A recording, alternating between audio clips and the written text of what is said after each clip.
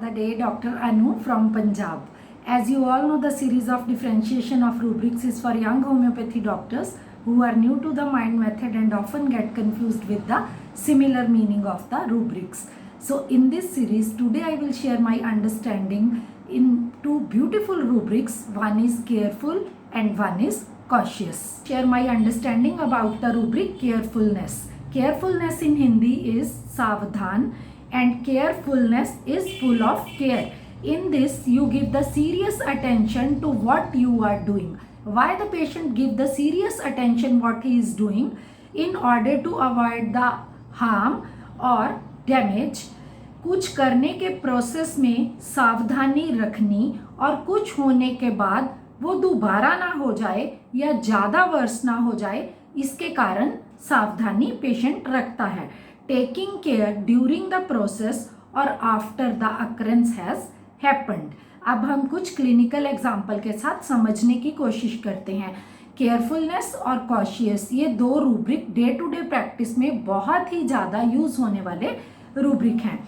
Patient usually से doctor साहब जब मेरा गला खराब हो जाता है तो मैं उसी वक्त से ठंडा पानी पीना और खट्टा खाना छोड़ देता हूँ. अगर आप पूछते हैं कि क्यों, तो वो यूजुअली आंसर देते हैं कि ज़्यादा वर्स ना हो जाए. And the second example is one of my patient said कि डॉक्टर साहब जब से मुझे हर्निया डायग्नोज हुआ है तब से मैं 2 किलो वजन भी नहीं उठाती.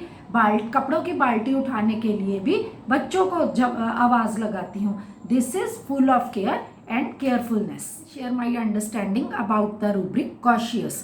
कॉशियस इज सतर्क. It is watchfulness before anything unwanted has happened. Carefulness में हैपन होने के बाद पेशेंट सावधान होता है, लेकिन कॉशियस में पहले ही सावधान सतर्क पेशेंट रहता है. Why? As a matter of prevention you can say taking precautions beforehand. अब इसे भी हम दो बहुत ब्यूटीफुल क्लिनिकल एग्जाम्पल के साथ समझते हैं. एक मेरे पास पेशेंट आई, उसकी एज सिर्फ 34 ईयर्स थी. तो उसने मेरे को बोला कि डॉक्टर साहब मेरी फैमिली में ना मीनोपॉज के बाद सबका वज़न बढ़ जाता है, तो इसलिए मैंने अभी से मैदा खाना, वाइट शुगर सब कुछ छोड़ दिया है. She was just of 34. Menopause कब आएगा?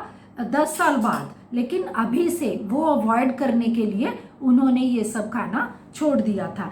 एंड एक और बहुत अच्छा मैं आपको केस बताती हूँ. एक पेशेंट मेरे पास फीवर के लिए आए, तो वो एंटीबायोटिक वगैरह सब कुछ ले चुके थे. तो मैंने उनका जो CBC था उसे देखकर बोला कि आप डेंगू का भी एक बार टेस्ट करवा लीजिए.